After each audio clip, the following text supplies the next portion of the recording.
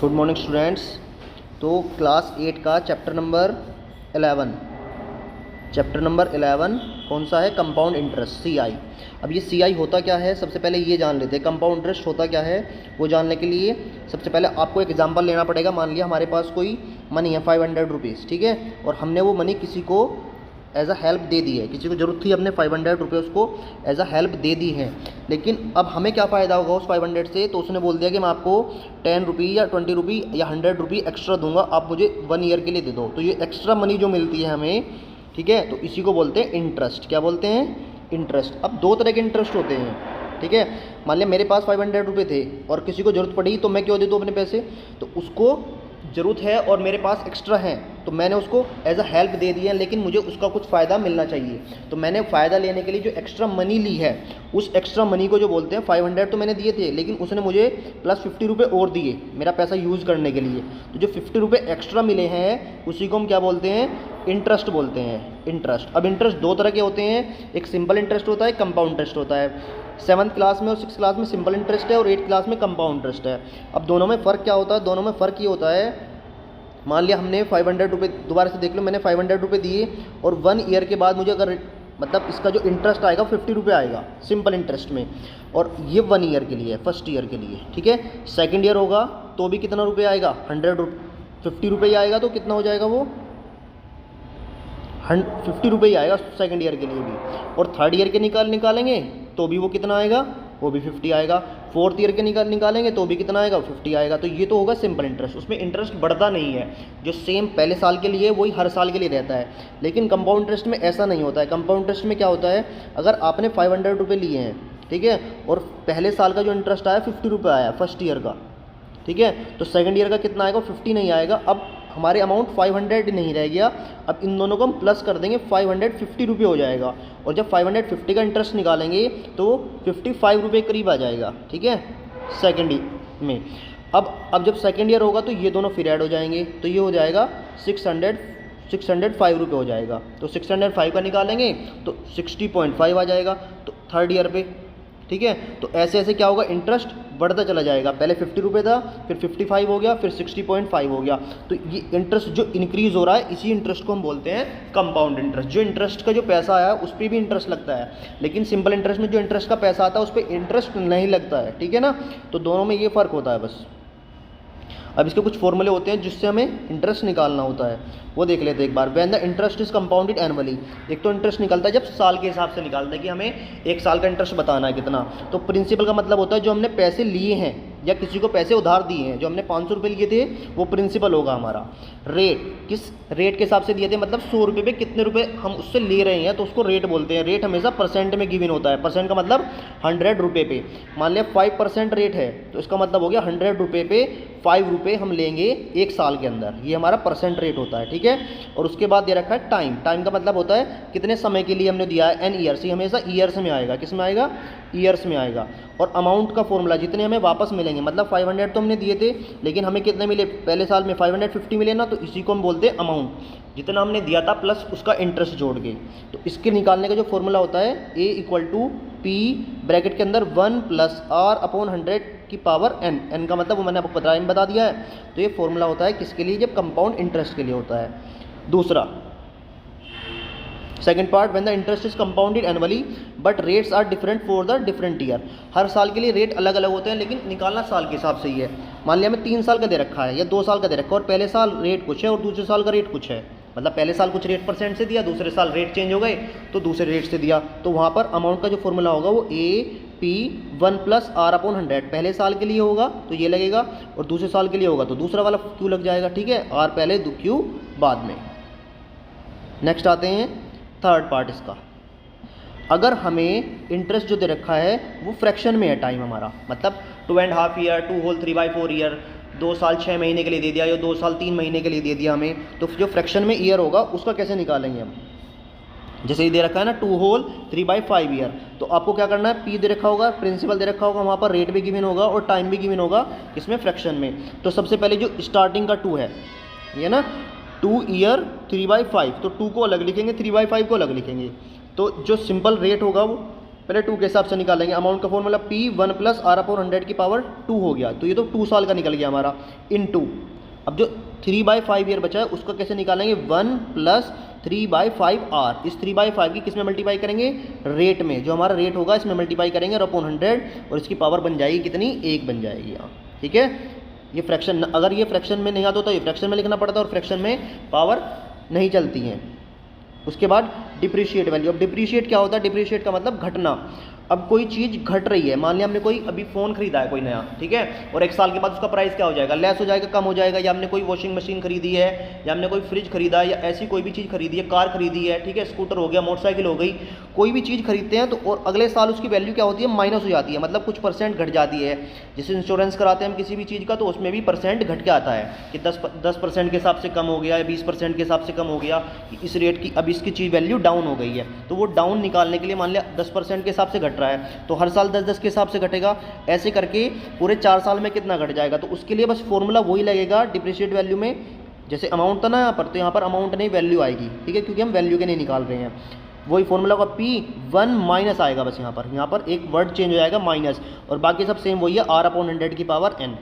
ठीक है, तो बस ये यहाँ तक इसके फॉर्मूले हो गए। अब इसके एक्सरसाइज पर आते हैं, और एक्सरसाइज, तो अब हम आते हैं अपनी एक्सरसाइज पर, एक्सरसाइज 11B। इसमें क्या करना है, using the formula, by using formula find the amount of and compound interest. दोनों निकालने, अमाउंट भी और कंपाउंड इंटरेस्ट भी। तो सबसे पहले क्वेश्चन पर आते हैं। पहला क्वेश्चन लिखा हुआ सुने, ₹600, तो मतलब ये क्या हो गया, हमारा प्रिंसिपल हो गया, 2 ईयर ये टाइम हो गया, और ये 9% हमारा रेट परसेंट हो गया। तो हमें तीनों चीज़ मिल गई हैं, P, RB और TB। ठीक है, मतलब ये n यूज़ होगा यहाँ पर फॉर्मूले में जो होता है। अब निकालते हैं इसका फॉर्मूला। सबसे पहले here P is 6000, R is 9% per annum, n is equal to T है जो टाइम होता है। तो अमाउंट का जो फॉर्मूला होता है P मल्टीप्लाई, फॉर्मूला बताया था मैंने, P ब्रैकेट में 1 + R/100 की पावर n, यानी टाइम। तो P की जगह 6000 आ गया, ब्रैकेट बनाया, 1 आ गया यहाँ पर, प्लस रेट है 9/100, और फिर ऊपर स्क्वायर हो गया। जब इसको सोल्व करा, अभी देखो यहाँ पर कैसे सोल्व करा इसको। जब ये अपॉन 1 है तो इसके हमने अपॉन 1 लिख लिया, और एलसीएम लेके इनको दोनों को प्लस कर लिया, तो 100 × 1 = 100 और 9 × 1 = 9, तो 109। अब ये कितना हो गया, 1 + 9/100।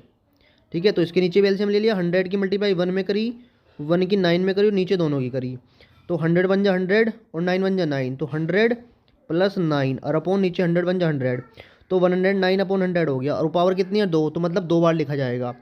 अब जीरो काटनी शुरू करी, 1 2 3, तो 1 2 3 जीरो कट गई। अब नीचे बचा 10, ऊपर बचा 6, 109 109।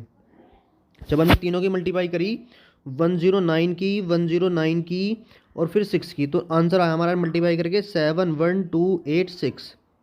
ठीक है, और नीचे कितना बचा था हमारा 10, तो 10 है, 10 से जब डिवाइड करेंगे तो कितना आ जाएगा, 7128.6। ये हमारा आंसर आ जाएगा। ये हमारा क्या आ गया है, अमाउंट।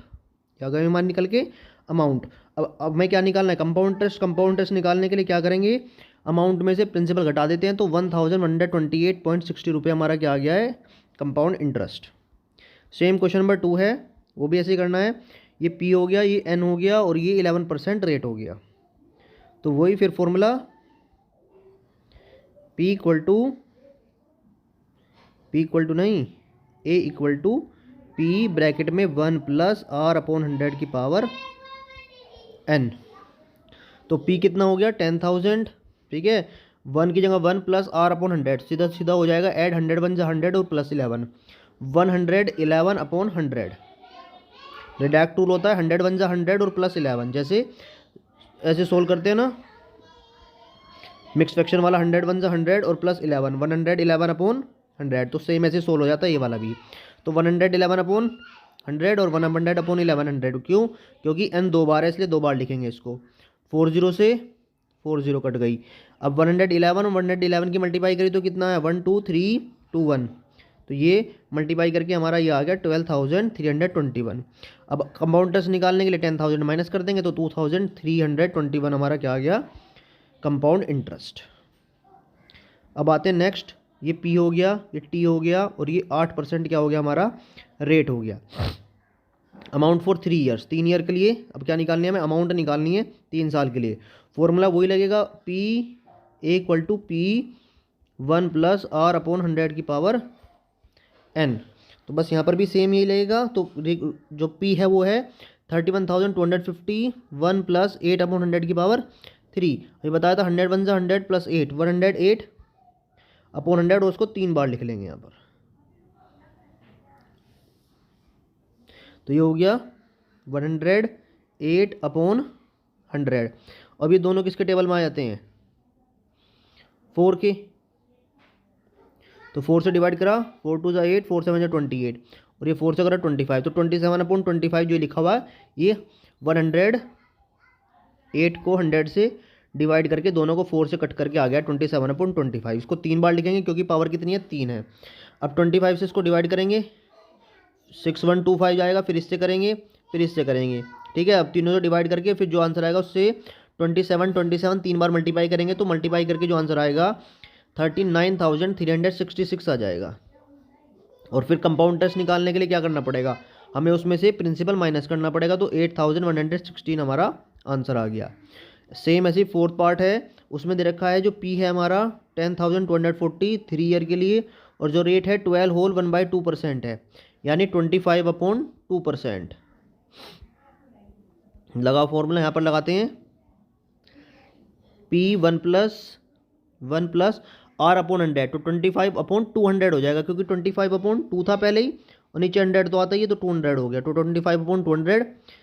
अब हम इसको क्या कर लेते हैं, 25 से ये 8 टाइम्स कट हो गया, तो 1 अपॉन 8 आ गया, ये आ गया 1 अपॉन 8। तो 8 1 से 8 और 1 9, 9 अपॉन 8 कितनी बार लिखा जाएगा, 3 बार। क्यों, क्योंकि पावर कितनी है इसकी, 3, तो इसलिए 1 2 3 बार लिखेंगे। फिर ऐसे इससे 8 से डिवाइड कर देंगे इसको, 8 से ये डिवाइड हो जाएगा, फिर जो आंसर आएगा फिर ये उससे होगा, फिर इससे होगा, और जो आंसर बचेगा फिर तीनों की मल्टीप्लाई करके 14,580 आंसर हो जाएगा। तो ये हमारा क्या निकल के आ गया, अमाउंट। और फिर उसके बाद कंपाउंड टेस्ट निकालने के लिए हमें अमाउंट में से प्रिंसिपल माइनस कर देंगे, तो कितना आ जाएगा, 4,340 हमारा आ गया। Question number 5, 62,500 2 year 6 month. जो टाइम है हमारा 2 ईयर 6 मंथ का है, रेट 12% है, और कंपाउंडेड एनुअली।